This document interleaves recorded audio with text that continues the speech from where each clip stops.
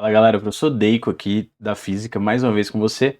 E a gente está fazendo agora os itens aí de número 61 até 63 do passo 2024 PAS 2, beleza?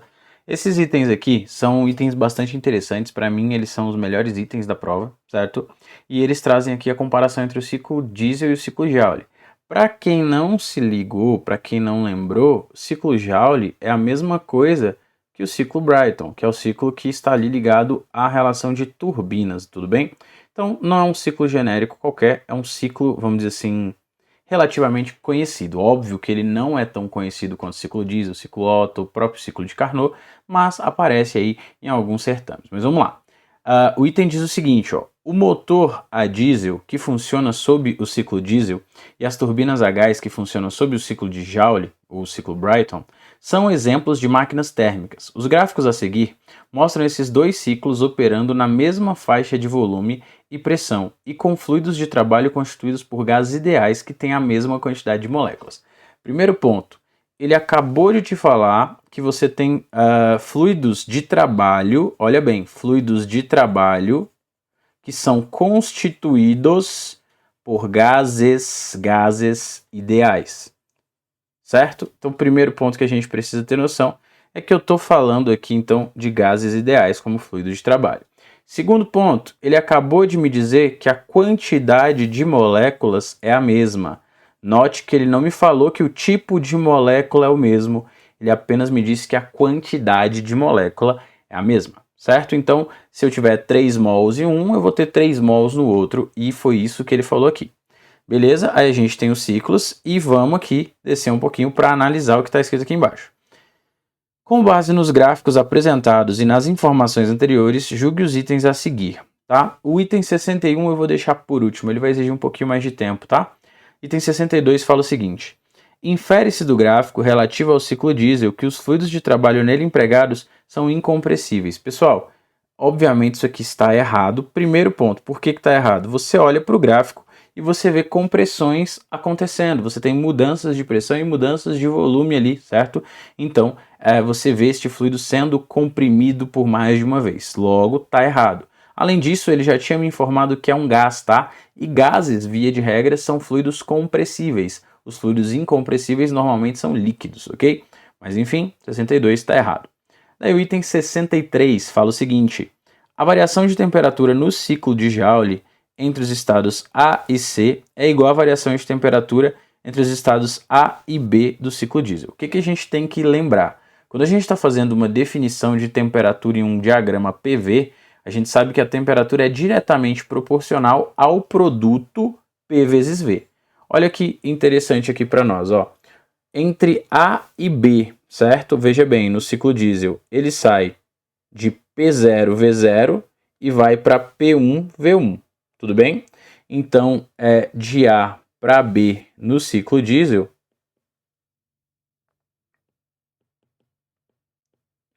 a gente tem a seguinte relação: P0 vezes V0 é igual a P1 vezes V1.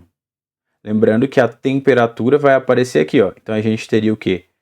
Θ 0 e θ1, certo?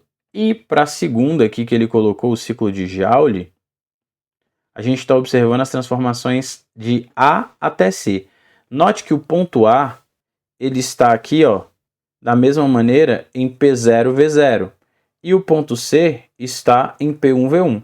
Então, se você parar para verificar aqui, ela foi de P0V0 T0. No caso ali eu usei θ, vou usar θ também, né? θ0 até o P1, V1, θ1. Então a transição foi idêntica, não é verdade? A gente teve a mesma variação de pressão para os dois e a mesma variação de volume para os dois. Dessa maneira, a gente também vai ter a mesma variação de temperatura para os dois, porque o produto P0V0 igual a P1V1 é o mesmo nos dois gráficos, certo? Então a gente sabe que a variação de temperatura entre os estados A e C do ciclo Joule tem que ser a mesma em relação aos estados A e B do ciclo diesel. Esse item aqui está correto, beleza? Agora vejamos, olha só, o item 61. Para mim, este item aqui é um item interessante, certo? E que ele deve ser analisado com cuidado. Olha o que a gente tem aqui. Os fluidos de trabalho dos ciclos diesel e de Joule não podem ter a mesma constante adiabática. Vamos aqui então entender o que é esse não podem, porque ele falou que não podem, tá? Primeira coisa, a gente sabe que para ter a mesma constante adiabática, eu teria que estar falando aqui, né, se a gente está se referindo a gases ideais, a gases de mesma estrutura atômica, ou seriam dois gases monoatômicos, ou seriam dois gases diatômicos, ou seriam dois gases poliatômicos, beleza? Por quê? A gente lembra muito bem, né, vou fazer aqui no cantinho, que quando você está falando de uma transformação adiabática, né, suponhamos que aqui eu tenho um diagrama PV, vou desenhar aqui no cantinho, você tem um diagrama PV, aqui está o eixo das pressões, aqui você tem o eixo das temperaturas, dos volumes, e a gente tem uma transformação adiabática aqui. Cabe lembrar que nesse gráfico, quando a gente faz uma hipérbole simétrica dessa maneira assim, o que a gente tem aqui a princípio, dada a simetria, é uma transformação isotérmica. Não sei se você lembra, na transformação isotérmica, a temperatura é a mesma.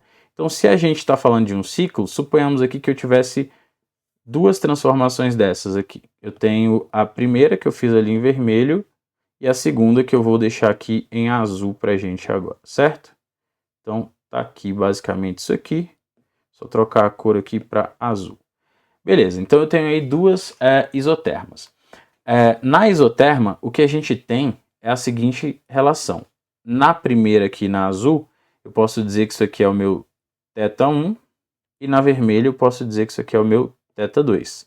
Ao longo de todas essas curvas, a temperatura é a mesma. O que isso quer dizer?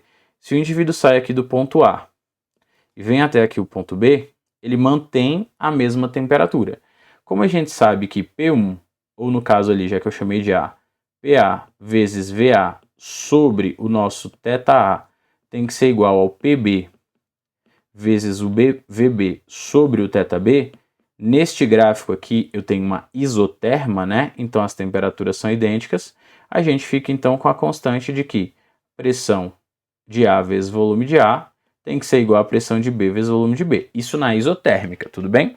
Só que o que a gente sabe sobre a transformação adiabática? Vamos fazer uma revisão rápida aqui sobre transformações adiabáticas. Então aqui a gente teve a ideia da isotérmica. Aqui a gente tem a relação da adiabática.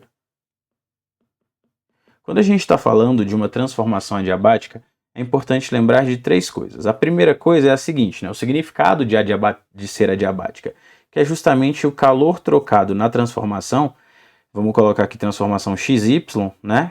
Vai ser igual a zero. Então não há troca de calor com o ambiente, certo? Se não há troca de calor, segunda coisa que a gente precisa lembrar é da aplicação da primeira lei da termodinâmica, né? Quando você aplica a primeira lei, vamos lembrar o que ela diz? A primeira lei da termodinâmica estabelece para a gente um balanço energético, né? Ela diz o seguinte: a variação da energia interna é igual à quantidade de calor trocado menos o trabalho que é realizado naquela transformação. Só que como o calor trocado aqui é zero, o que a gente pode dizer é que o ΔU é igual a menos o trabalho, certo? Então, a gente tem aqui essencialmente que a variação da energia interna tem sinal oposto ao trabalho. Isso é interessante aqui para nós, porque veja, se o trabalho é realizado, ele é um trabalho motor que ele é positivo, ou seja, a variação da energia interna é negativa. Faz todo sentido. Afinal, se eu realizo o trabalho, eu perco energia, minha energia interna diminui, beleza? Até aqui, nada novo sob o sol. A terceira coisa que a gente tem que lembrar é quando que vai acontecer ali, vamos dizer assim, aquecimento ou resfriamento. E aí vem dessa ideia de trabalho aqui, basicamente. Se o trabalho foi realizado, ele é motor. Então eu vou botar aqui positivo, motor, significa trabalho realizado.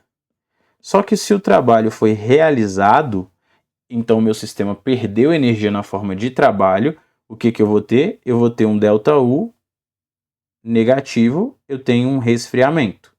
Então a gente sabe que há um resfriamento. Se, vou fazer aqui em outra cor para diferenciar, eu tenho um trabalho negativo, que é um trabalho resistente, significa que o gás está recebendo esse trabalho, então ele é um trabalho recebido. E se o trabalho é recebido e negativo, como o ΔU tem sinal oposto, o meu ΔU vai ser positivo, que significa isso, que eu tenho aí um aquecimento, certo? Então o que a gente tem que pensar? Trabalho positivo, a gente sabe que é uma expansão. Então toda vez que eu tiver uma expansão adiabática, eu sei aí, então que um gás expandiu diabaticamente, a gente vai dizer que ele teve uma diminuição em sua energia interna. E se ele aquece, né, se ele, vamos dizer assim... Não há ninguém... Olha a Siri querendo participar, só um pouquinho aqui. Ok, Siri, obrigado. Ok, Siri, obrigado. Certo, então, quando a gente tem o trabalho resistente, esse trabalho é recebido, o meu sistema vai acabar aquecendo, beleza? Agora olha o que eu vou fazer aqui. Onde que estaria essa diabática? Qual a diferença dela? Da mesma maneira, aqui, o que a gente vai acabar tendo? A gente tem uma relação entre a pressão e o volume, certo? Só que a pressão e o volume, eles vão variar de maneira inversa, tal qual ocorre na isotérmica. O que isso quer dizer? Olha só, quando eu tive um aumento do volume, eu tive uma expansão e eu tive um resfriamento do meu sistema, certo? Então eu tive uma expansão e eu tive um resfriamento. Se eu tive uma expansão, o sistema está ficando maior e ele foi resfriando, as partículas estão menos agitadas, significa que elas vão bater ainda menos nas paredes. Então veja, eu tenho dois fatores fazendo a pressão diminuir: o aumento do volume e a diminuição da temperatura. O que isso quer dizer? Que numa transformação adiabática, a pressão ela varia muito mais do que o volume. Por isso que num diagrama aqui, quando a gente traça uma adiabática, nesse tipo de diagrama que a gente fez aqui no diagrama PV, ela vai estar sempre meio que cortando ali as nossas isotermas. As isotermas estavam ali com a variação proporcional, 1 para 1 entre elas, né? Agora, a adiabática, como eu tenho dois fatores, veja bem, quando ela está expandindo, o volume está aumentando, está resfriando, as partículas estão ficando mais lentas. Então, só o fato do volume aumentar já tende a fazer a pressão diminuir. Só que o fato extra de as partículas ficarem mais lentas faz a pressão diminuir mais ainda. Por isso a gente diz que uma adiabática vai ter uma carinha mais ou menos assim, ó. Vê se vocês conseguem me acompanhar aqui. Seria uma coisa desse tipo, certo? Por que desse tipo? Veja aí, a pressão está variando muito mais rápido do que o volume. Então, quando a gente tem uma expansão, a gente tem uma variação de pressão muito maior. O que isso quer dizer para nós? Que se eu penso em pressão vezes volume para a minha relação adiabática, existe uma proporção entre eles. Só que esta proporção não é uma proporção direta, não é uma proporção linear, tal qual a gente viu ali. Olha o que a gente vai ter aqui, ó. Eu sei que se a pressão, se o volume aumentar um pouquinho, a pressão vai cair por conta do aumento do volume e ela vai cair mais ainda por conta da diminuição da temperatura, não é isso? Então a pressão cai muito, certo? E ao longo da minha adiabática, essa relação PV, ela também acaba sendo uma constante, só que ela não é uma constante de P em relação a V. Como existe aí uma taxa exponencial de crescimento, quanto mais volume eu tiver, mais pressão eu vou ter, né? A gente vai ter aqui um coeficiente. Este coeficiente aqui, esse expoente que está aqui no nosso V, é o chamado expoente de Poisson, que é a nossa constante adiabática. Então, a constante adiabática, ela define justamente o que essa expansão ou essa contração vão ser capazes de causar na pressão desse gás. Então, é como se fosse a taxa de influência que a variação do volume tem sobre a pressão. Essa definição aqui a gente faz como sendo um Cp sobre Cv. Isso aqui é lá da calorimetria. Não sei se você se lembra, a gente tinha lá calor sensível, né, calor específico sensível, que dizia que o Q é igual a M vezes C vezes delta θ.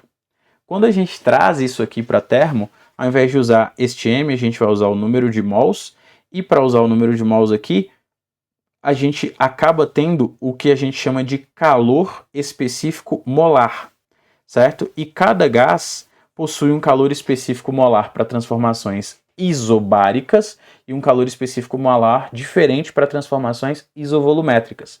Então, o que a gente tem aqui, ó? A gente imagina que essa mesma transformação ocorresse de maneira isobárica ou de maneira isovolumétrica. A comparação entre essas duas aqui vai me dar justamente este gama, que é o comportamento da pressão desse gás em função de seu volume. Tudo bem? Cabe dizer que quando a gente está falando aqui para gases monoatômicos ou gases diatômicos ou gases poliatômicos, esse valor é constante entre eles. Se eu tenho um gás monoatômico, o meu gama vai ficar sendo aqui de 1,7 aproximadamente. Se eu tenho um gás diatômico,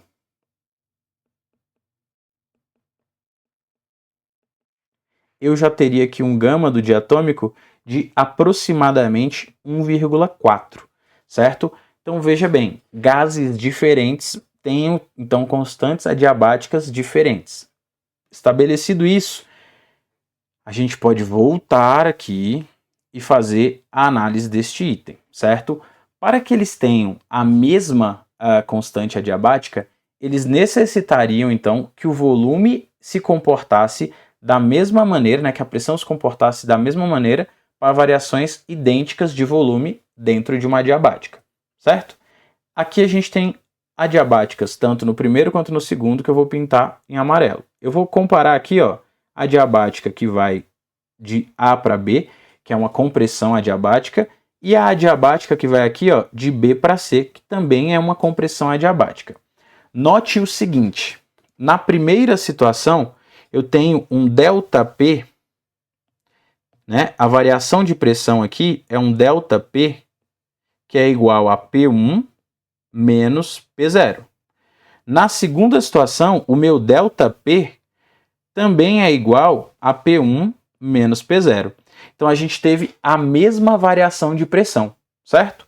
Só que quando a gente pensa na relação do volume, olha bem, o ponto B, que é onde inicia a nossa adiabática, está num volume menor do que o V0. Então ele vai estar de 1 Vx, vou chamar assim. Então, veja bem, para o ciclo diesel, para que ocorra uma variação de pressão P1 menos P0, eu preciso de uma variação de volume que é V1 menos V0. Ele tem que sair aqui do V0 e vir para cá, correto? Então, para ter essa subida na pressão, eu preciso ter essa diminuição ali no volume. No ciclo Joule, para ter a mesma subida de pressão, para sair de P1, de P0 e ir até P1, eu preciso ter uma diminuição de volume que é diferente. Veja, o meu ΔV aqui, ó, ele vai apenas de Vx para V1. Então ficaria V1 menos Vx. Como esta variação de volume é diferente, é impossível dizer que a variação de volume no ciclo Brayton e a variação de volume no ciclo diesel de forma adiabática causa a mesma consequência na pressão, porque lá no ciclo Brayton, uma menor variação de volume causou a mesma consequência que uma maior variação de volume no ciclo diesel. O que isso quer dizer? Como aqui a gente compara a compressibilidade, né, a taxa o calor molar a pressão constante com o calor molar a volume constante, para encontrar aqui então a taxa de compressibilidade, que é essa nossa constante adiabática, que é o quanto de influência o ΔV fará sobre o ΔP, por assim dizer. Olha o que a gente encontra. Para que eu tenha variações de volume diferentes causando a mesma variação de pressão, obviamente eu precisaria de constantes diferentes, né? Eu precisaria ali de uma constante adiabática diferente. Tudo bem? Desta maneira, o que a gente tem? Não é possível que esses dois possuam a mesma constante adiabática. porque a variação de pressão é a mesma para volumes diferentes. Logo, eu precisaria de gases diferentes para estarem sendo comprimidos ali. Alguns gases comprimem mais facilmente, outros gases comprimem de maneira mais complexa, é mais difícil comprimi-los, certo? Então, para comprimir um certo gás só um pouquinho, eu precisaria de muito aumento de pressão, enquanto aqui no ciclo diesel, para comprimir outro gás um valor muito maior, eu precisaria de um aumento de pressão idêntico. Então, o mesmo aumento de pressão causa variações de volumes distintas, por isso que eles não podem ter a mesma constante adiabática. Tudo bem? Pessoal, eu sei que o vídeo ficou um pouquinho grande, mas eu decidi explicar esse item no detalhe porque eu vi muito vídeo, muita gente comentando aqui pelo achismo, né? Então é interessante que a gente saiba o porquê, beleza? É isso daí. E essa foi a maneira que eu encontrei mais simples de te elucidar sobre isso. Qualquer dúvida você pode deixar aqui nos comentários, pode entrar em contato comigo no direct, que a gente faz essa descrição, beleza? Mas é isso daí, muito obrigado, valeu, espero ter ajudado. Um abraço!